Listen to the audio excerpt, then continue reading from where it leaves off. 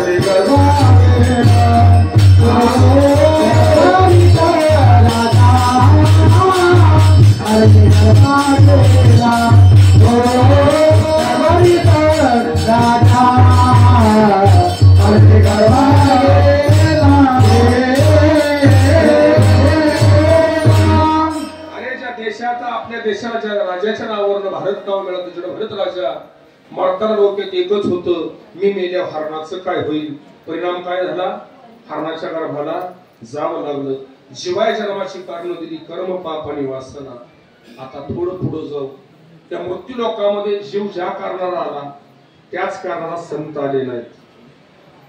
संतांनी स्वतः सांगावं आम्ही इथं आलो ना आमच्या जन्माचं एकच कारण आहे आमचा मुक्काम असताना वैकुंठात आम्ही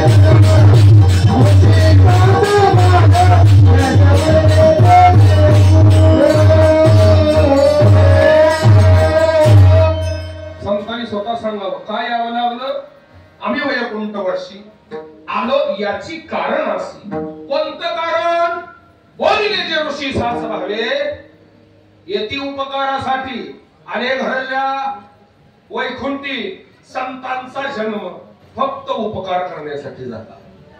काय करण्यासाठी झाला उपकार करण्यासाठी. संतांचा जन्म उपकारासाठी. तुमचा आमचा जन्म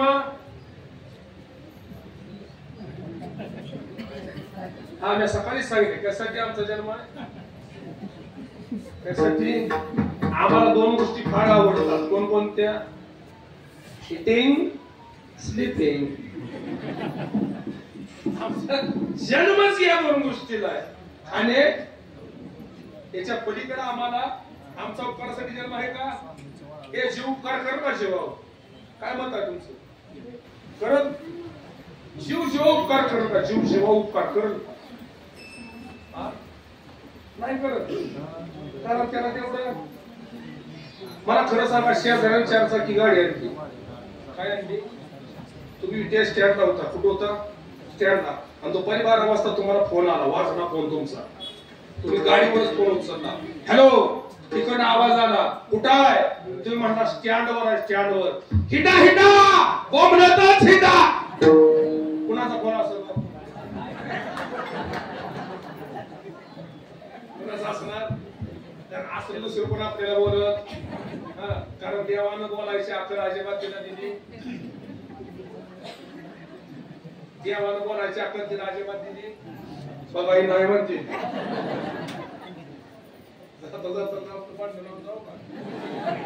मी खरं सांगू तुम्हाला राग येऊ नका बरं का. फक्त तुम्हाला मी खरं सांगू का, खरंच देवानं तुम्हाला कसं बोलायचं हे शिकवलं. केव्हा तुम्ही काय बोलाल, केव्हा काय बोलते नियम. परवा दिवशी कार्यास कीर्तन झालं, दुपारी घरी गेलो. पण आता थोडा वेळ झोपायचं. संध्याकाळच्या कीर्तनाला मी असा झोपायला होतो, तेवढ्यात बायको मला म्हणजे महाराज सिलेंडर संपलाय. काय संपला? आता आमचं गाव काय शेती आहे का बाबा लगेच मिळायला? तिला म्हणला आता गाडी निघून गेली असेल, आता कुठं आलो? नाही म्हणली सिलेंडर आणला तर संध्याकाळी स्वयंपाक आहे. बरोबर आहे म्हणतो. एका मित्राला फोन लावला, ते म्हणला हाय टाकी घेऊन जा. मोटरसायकल घेतली, त्याच्या घरी गेलो, टाकी घेतली आणि जोडायला लागलो किचन मध्ये जाऊन. मी टाकी जोडायला लागलो तेवढे तिथे हान मागून उभा राहिलं. कोठाळा काय झाला, मी जी टाकी आणली होती त्याचा पुरा कलर गेलता. कशाचा? टाकीचा. आणि वर धरायचा हांडीला असतो ना गोल, ती एका बाजूला असा चिपला होता. मला म्हणली महाराज ही टाकी कशाला आणली? तूच म्हणली टाकी संपली आणली दुसरी. अहो दुसरी असली कुठे टाकी असती का? म्हणलं का? कलर गेलाय, हांडीला चिपलाय. मी म्हणले बघ, आपल्याला टाकी पाहिजे का गॅस पाहिजे? तुमचं मत काय आहे? काय हवा आपल्याला त्यातला? टाकी कसली का असणार, काय घेणं देणं आहे का त्याचं? अगं म्हणजे काय घेणं देणं? टाकीत गॅस असल्यामुळे झालं, हांडीला मोडू दे, कलर जाऊ दे, आपल्याला काय करायचं? 2 मिनिटं गप उभा राहिली. कशी उभा राहिली? गप. 2 मिनिटांना मला म्हणली महाराज मी खरं बोलू का आज तुम्हाला? मी म्हणलं खरंच बोलायचं, खोटं बोलायचं काय काम आहे? बघा म्हणली मी तुम्हाला आज खरं बोलते. त्या म्हणलं बोल ना. मला म्हणली तुम्हाला खरं सांगू का, तुमचा ना चॉईसच चुकीचा आहे.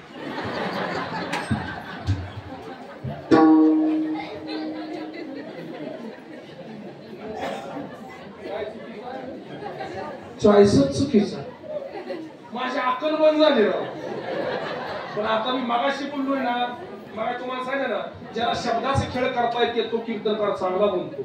तसं मला बी शब्दाचा खेळ चांगलं करायला येतं. त्यामुळे तुला खरं सांगू का, तुझ्या माझ्या लग्नाला 20 वर्ष झाली, पण आज तू पहिल्यांदा खरं बोलली. आज तू पहिल्यांदा खरं बोलली. ती म्हणली कसं काय महाराज पहिल्यांदा खरं बोलली? हे बघ म्हणलं, तुझ्या माझ्या लग्नाला 20 वर्ष झाली. किती वर्ष झाली? 20 वर्ष झालं. ज्या दिवशी तुझं आणि माझं लग्न, ज्या दिवशी तुझं माझं लग्न होणार होतं ना, त्या दिवशी गावातली लई लोक मला म्हणत होते,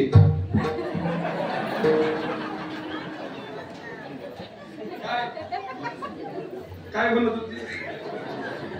त्यासच ज्याला कळलं त्याला धन्यवाद, नाही कळलं त्यांनी फुलं पडल्यावर काय ते खाऊन जा असं. तसं हिनं सांगितलं. शेजाऱ्यानं गाडी आणली. काय आणली? गाडी. तुम्ही लगेच गाडी टर्न मारला, शिवाजी पुण्यापाशी आला. त्या हराय दुकानात 1000 रुपयाचा हार घेतला. त्याचा 1000 रुपयाचा. तशीच गाडी पुढे आली, शिर्डी मिठाईवाल्याजवळ थांबला, 500 रुपयाचं पेढ घेतलं आणि घरी गेला. बाई कोणा म्हणला उरा उरा आरती स्टार्ट कर, शेजाऱ्याच्या गाडीची पूजा करायला जायचं आहे. काय बा योग तरी उलटा घरी गेले चिरमित बघतो, जुनीच दिसते, कलरच चांगला नाही. तुला काय घेणं देणं? काय घेणं देणं काय? अजिबात नाही. म्हणजे जीव उपकार करायला असमर्थ आहे. संत सगळ्यावर समान उपकार करतात. हे जन्माचं कारण आहे. कोणाच्या? संतांच्या जन्माचं कारण आहे. जीवाचं कारण दिलं कर्म पाप वासना. संतांचं कारण फक्त उपकार करणं, हा हेतू संतांच्या जन्माचा. मग सांगा ना महाराज, या भगवंताला आजच्या दिवशी का अवताराला यावं लागलं? त्याचं उत्तर अभंगाच्या पहिल्या शब्दात.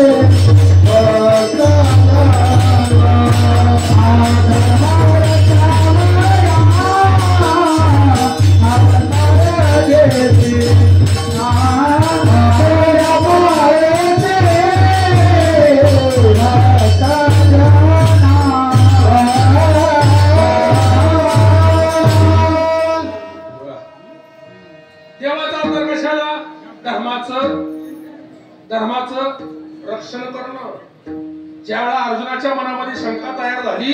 अर्जुनाने देवाला प्रश्न केलता, दुसऱ्याला मार म्हणणं लय सोपं असतं, दुसऱ्याला मार म्हणणं लय सोपं असतं, तुझ्या आयुष्यात तो कधी कुणाला मारलंय का? कुणाचा प्रश्न आहे? अर्जुनाचा प्रश्न आहे.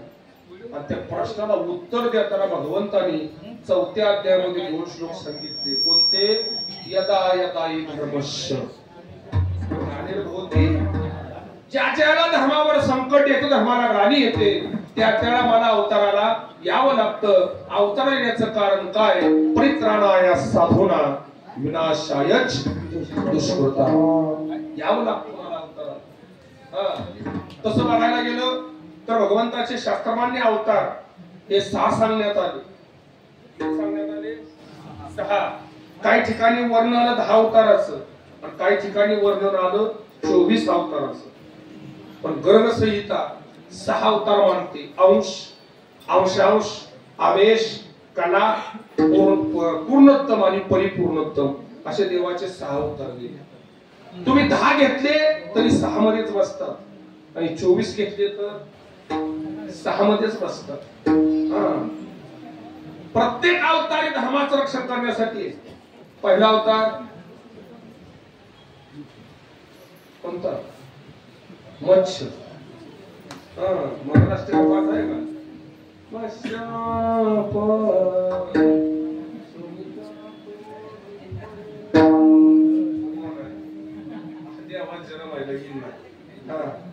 पहिला अवतार मत्स्य अवतार. ब्रह्मदेवाची वेद चोरीला गेले, समुद्रामध्ये काय केलं? दडवलं. ते वेद आणण्यासाठी भगवंताला पहिला अवतार घ्यावा लागला. अवतार नंबर 2, ज्याला मंत्राचरणाची रवी केली. एका बाजूला देव आहे, एका बाजूला दानव आहे, दोघांचं काय चाललं? मंथन चाललं. त्याला मंत्राचरणाची रवी समुद्रामध्ये धसायला लागली. त्यावेळेला ते रवी पाठीव घेण्यासाठी काय करावं लागला? कूर्म अवतार घ्यावा लागला. तिसरा अवतार वराह अवतार. ज्याला हिरण्यकश्यपाने पृथ्वी काय केली? चोरली आणि पाताळामध्ये घेऊन निघाला, तेव्हा ती पृथ्वी तारण्यासाठी काय करावं लागला?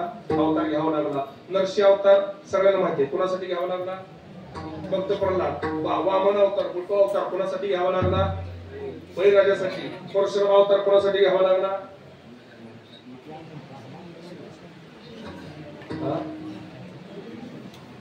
म्हणाय कोणासाठी तरी घ्यावा लागला. नाही काही म्हणायचं, कोणासाठी तरी घ्यावा लागला. राम अवतार तसाच. कृष्ण अवतार बौद्ध आणि कलंकी. प्रत्येक अवतारामध्ये कशाचं रक्षण करायचं आहे त्याला? धर्माचं रक्षण करायचं ना. मग धर्म धर्म म्हणजे नेमकं काय? ज्ञानावरांनी धर्माची व्याख्या बनवली. एक वडील जे जे करती धर्म ठेवती. धर्म शब्दाचा अर्थ आहे परंपरा. धर्म शब्दाचा अर्थ आहे शिकवण. ऐका, आज त्या भगवंताचा जन्मोत्सव आहे. त्याही भगवंताला जन्माला यावंच लागलं. काय यावं लागलं? त्याच्या जन्माच्या पाठीमाग काहीतरी कारण आहे ना. उगा जन्माला आला का तू? नाही आला. एक दिवस ब्रह्मदेव विष्णूच्या घरी गेले. कुणाच्या घरी? विष्णूच्या घरी. मग आपल्याकडे काय पद्धत आहे हो? पाहुणा आल्यावर भले तो बारका असू दे किंवा मोठा असू दे, त्याचं काय केलं पाहिजे? केलं पाहिजे का नाही? केलं पाहिजे का नाही? विष्णू भगवान क्षीरसागरामध्ये शेषशय्येवर पोहूनलेले आणि पुढे कोण आलं? ब्रह्मदेव आलं. निदान मग तू स्वागत राहू द्या, निदान उठून तरी बसलं पाहिजे. झोपूनच बोलायला लागलं. काय बरमा, काय चाललंय? बरोबर म्हणला की तुमच्या घरची पद्धत आहे का ही असली? अरे समोर तुमचा बाप उभा आहे. ब्रह्मदेवा तोंडातनं काय शब्द गेला? समोर तुमचा बाप उभा आहे. माझा तुम्हाला प्रश्न आहे, कोण कोणाचा बाप? ब्रह्मदेवाचा जन्म कुठून आहे? विष्णूच्या नाभिकमळातून. म्हणजे विष्णू कोण झाला? बाप. आणि ब्रह्मदेव पोरगा. पण ब्रह्मदेव इथं काय म्हणला? बाप समोर असताना माझं स्वागत काय करायला पाहिजे होतं? करायला पाहिजे होतं. म्हणला का नाही? महाराज विष्णू भगवंताने सांगावर मी तुझा बाप का तू माझा बाप आहे? ब्रह्मदेवा सांगितलं आपण साध्या माणसाला लागत नाही. किरकोळ माणसाला असे उत्तर दे. कुणाला विचारा तुमच्यापेक्षा मी श्रेष्ठ आहे. महाराज त्या दोघांमध्ये थोडीशी अनबन चालू आहे. महाराज अनबन अशी चालू झाली जोराचं भांडण लागलं. आता ह्या दोघांची भांडणं लागल्यावर साधू ऋषी मुनी आहेत ना, त्यांना कळालं ह्या दोघांची भांडणं जर लागली तर आपल्यावर अन्याय होईल. म्हणून सगळ्यांनी उठावं, महादेवाची प्रार्थना करावी. कारण जगाच्या पाठीवर देवाला अधिपती म्हटलेलं आहे. कोणाला? भोलेनाथ भगवंताला. आदिनाथ गुरु सकळ, तिथून सगळं काय झालेलं आहे, परमात्माची म्हणजे देवदेवताची परंपरा पुढे चालत आलेली आहे. तिथं जावं आणि दोघांचं भांडण मिटवायला सांगावं. दोघ जण यावं आणि भोलेनाथाच्या पुढे उभा राहावं सांगावं. ते म्हणजे तुमच्या भांडणाचं कारण काय? कारण काय सुद्धा नाही म्हणते. ब्रह्मदेव म्हणला मी मोठा आणि विष्णू भगवान काय म्हणते मी मोठा. विष्णू भगवान आहे दोघांची भांडणं. शंकर म्हणले थांबा जरा तुम्ही, मी सांगतोय तेवढं करा.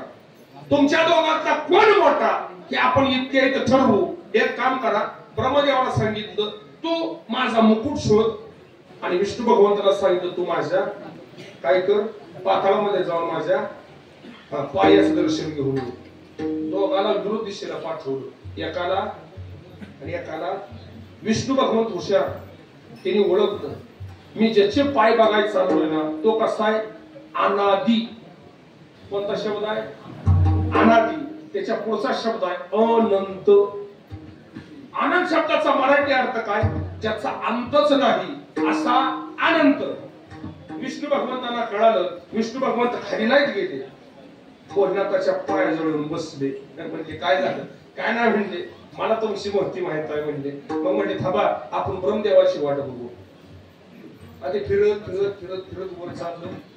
लय दिवस फिरला, त्याला कोणच गाठ पडलं नाही. तेवढं एक जण गाठ पडला. म्हणला कस काय? म्हणला काय कुणीकडे चाललाय? म्हणला देवाचा मुकुट बघायला. जा जा म्हणला, जा जा जा माझी. नाही म्हणला तुझ्या आधी 14 जण गेले, त्यांचीच वाट बघत खाली बसतोय. पण ब्रह्मदेव हुशार. जात असताना पूर्ण केतक्याने गाई आली. ह्या दोघींना त्यानं सामील करून घेतलं आपल्या कटात आणि म्हटलं मी सांगतो तेवढंच करायचं. काय? मी होय म्हणलं ना, बघितलं का तर बघितलंच म्हणायचं. मला दोघी तयार झाल्या. हे भगवंताजवळ आलं आणि भगवंताला विचारलं का रे मुकुट दर्शन झालं का? त्यानं सांगितलं झालं. खोटं वाटत असेल त्या दोघीला विचारा. कोणाला? केतकीला आणि गाईला. त्यांनी दोघांनी काय दिली? कुठली साक्ष दिली ना, केतकीने पण दिली आणि गाईनं पण दिली. त्या दोघीला माझ्या भगवंतानं शाप दिला. केतकीला शाप दिला आणि गाईला शाप दिला. जरी तुम्ही गाईला 33 कोटी देवता ती शांत करत असं म्हणत असाल तरी सुद्धा गाई ही मानेपासून पाठीमाग पवित्र आहे. पण गायीचं जे तोंड आहे ना ते अपवित्र सांगण्यात आलं महाराज. का तर त्या तोंडानं कसली साक्ष दिली? खोटी साक्ष दिली. आता मला सांगा, देवाला तरी खरं बोलावं कुणी? गायचं सोडा, निदान आपण तरी लय वाईट नाव सुगंध देवा माझ्या एवढं काम होती. मी तुला सोन्याची टोपी घालीन. कशाची टोपी घालीन? सोन्याची टोपी घालीन. देव मी आनंदित होतो. त्याला त्याचं काय करतो? वचन पूर्ण करतो. आणि मी काय करतो? त्या पोराला घेऊन जातो. त्या डोसक्यावर टोपी काढतो, देवा डोक्यावर ठेवतो. त्या बघ देवा तो सोन्या आणि ह्याच्या डोक्यावर टोपी तुझी. अरे मुंगीपासून ब्रह्मदेवापर्यंत कुठं काय चाललंय हे ज्याच्या लक्षात येतं त्याला देव म्हणतात राजानो. त्याला सुद्धा आम्ही काय करतो? याड लावल्याशिवाय राहत नाही. पण ऐका, सगळ्या देवाला याड लावा, पण बोलण्यात आहे नादाला कुणी खोटं बोलून लागायचं. बोलणार महादेवाचे जेवढे अवतार आहेत ना, महादेवाची परंपरा जी आहे ना अवताराची, त्या अवतार परंपरेत कधी त्या देवाला खोटं बोलायचं? कारण तिथं खोटं बोलल्यानं चालत नाही. ज्या वेळेला महाराज ज्या वेळेला असं बोलण्यात आलं खोटं, त्याला बोलण्यात राग अनावर झाला. काय अनावर झाला? राग अनावर झाला. आता लक्षपूर्वक ऐका, शिवपुराणामध्ये कथा वेगळी आहे. शिवपुराण भैरवनाथा जन्माची कथा थोडी वेगळी सांगतो आणि इतर पुराण थोडी वेगळी सांगतात. दोन्ही सांगतो तुम्हाला. एका पुराणामध्ये अशी कथा आली, ब्रह्मदेव खोटं बोलल्यामुळं भोलेनाथ शंकरांना राग आला आणि रागाच्या भरामध्ये तिसरा नेत्र उघडला. त्याच्यामधून जो निर्माण झाला तो भैरवनाथ. आणि शिवपुराण असं सांगतं रागाच्या भरामध्ये भोलेनाथांनी शिडेवर आपल्या जटा आपटल्या आणि त्या जट्टेमधून जो भैरव निर्माण झाला तोच कोण तर हा भैरव आहे. अशा दोन कथा आल्या. भैरवाने सांगितलं बोला स्वामी काय करायचं आहे. ए ज्या तोंडाने हा खोटं बोलला ना ते तोंड मला ठेवायचं नाही. त्या भैरवाने काय करावं आपल्या नखानं तशानं नखानं पाचवं तोंड. ब्रह्मदेवाला 5 तोंड होती. ही तोंड होती 5. त्यात एक तोंड भैरवनाथाने आपल्या नखानं तोडलं. पण महाराज अडचण अशी झाली ते तोंड नखातून बाजूला पडलं. तसं चिटकून राहिलं. काय करावं प्रश्न पडला. विष्णू भगवंताने सांगितलं हे भैरवा तू काय कर या मृत्यू लोकांमध्ये तीर्थाची प्रदक्षिणा मार आणि ज्या तीर्थावर हे मुंडकं तुझ्या हातातून सुटल ना त्या तीर्थावर तू काय कर स्थापित हो. महाराज भैरवनाथाने सगळ्या तीर्थाला जावं. प्रत्येक तीर्थामध्ये स्नान करावं. कुठल्याच तीर्थामध्ये ते मुंडकं हातातून निसटलं नाही. सरते शेवटी काशी तीर्थक्षेत्राला जावं. काशी तीर्थक्षेत्रावर गेल्यानंतर गंगेमध्ये आंघोळ केली त्यावेळेला ते मुंडकं काय झालं हातातून निसटलं महाराज. आणि त्यावेळेला त्या ठिकाणी ते मुंडकं बाजूला निसटलं. त्या दिवसापासून भोलेनाथाने भैरवनाथाला काशीचा कोतवाल काशीच्या रक्षणाची जबाबदारी कोणाला दिली भैरवनाथाला दिली. जरी तुम्ही काशीमध्ये गेला काशी विश्वेश्वराचं दर्शन करायला जर गेला आणि चुकून माझं बोलणं लक्षात घ्या काशी विश्वेश्वराचं दर्शन घ्यायला गेला आणि चुकून भैरव बाबा दर्शन न करता जर माघारी आला हीच येळा काशी केली तरी काशी पावत नाही. काशीला गेल्यावर अगोदर कोणाच्या पाया पडावं लागतं भैरवनाथाच्या पाया पडावं लागतं. कारण तो कोण आहे काशीचा कोतवाल आहे. आता लक्षपूर्वक ऐका हा मूळ भैरव झाला. हा मूळ भैरव अष्टभैरव आहे. पुन्हा त्याच्यातून पुन्हा कोणासाठी काय काय काय काय काय काय म्हणजे भक्ताचं रक्षण करण्यासाठी पुन्हा त्या भैरवनाथाला काय करावं लागलं आपले अवतार जगापुढे प्रकट करावे लागले. पण मूळ भैरव जो आहे ना महाराज शंकराच्या जटेतून तयार झाला म्हणा किंवा आपल्या त्रिनेत्रातून त्यांनी काय केलं राग अनावर झाल्यामुळं ब्रह्मदेवाचं मुंडकं तोडण्यासाठी जो तयार केला तो तिसरा कोण नाही तर हाच तो भैरव आहे.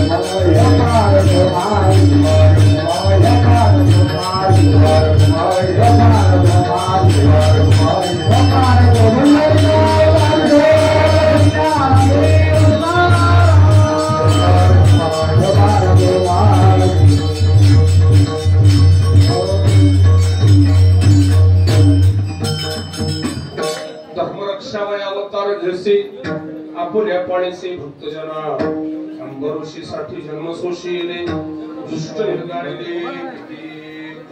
भगवंताच्या अवताराचं प्रकरण सांगत असताना जगद्गुरु तुकोबाराय सांगतात ज्या ज्या वेळेला धर्मावर ग्लानी येते धर्मावर संकट येतं त्याला भगवंताला काय करावं लागतं अवताराला यावं लागतं. अवताराने करतो काय तर भक्ताला किंवा पायापाशी दुर्जनाशी संवारी भक्ताचं रक्षण आणि दुर्जनाचा संवाद दुर्जनाचा नाही ना हे माझ्या भगवंताचं कार्य. कार्यामध्ये फरक आहे. कार्यामध्ये फरक आहे. देव सांगतो दुष्टाला मारा. काय सांगतो दुष्टाला मारा. पण संत सांगतात त्याला मारू नका त्याच्या अंतःकरणाचा दुष्टपणा तेवढा घालवा. हा जो मधला फरक आहे. संतांनी सांगावं जे खरांची व्यंकटी सांडो या सत्कर्मी रती वाढो भूता परस्परे जोडो मैत्र जीवांची. हा माझ्या संतांचा उपदेश आहे. देवाचा उपदेश काय आहे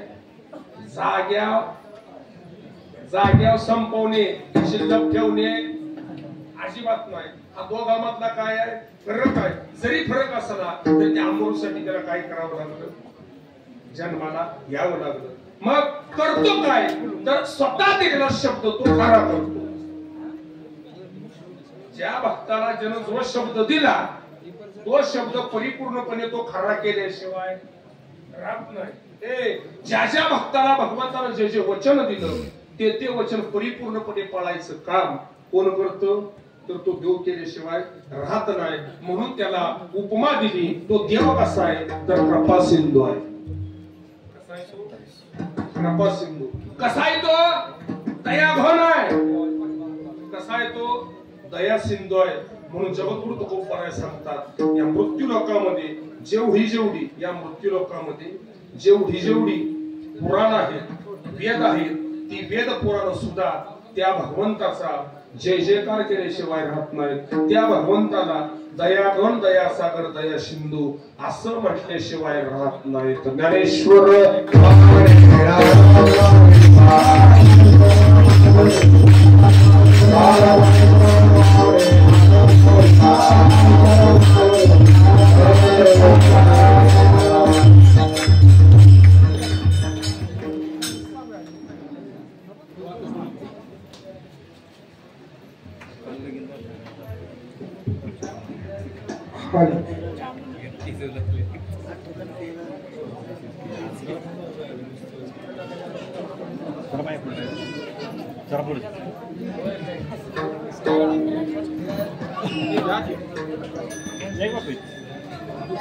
बोलो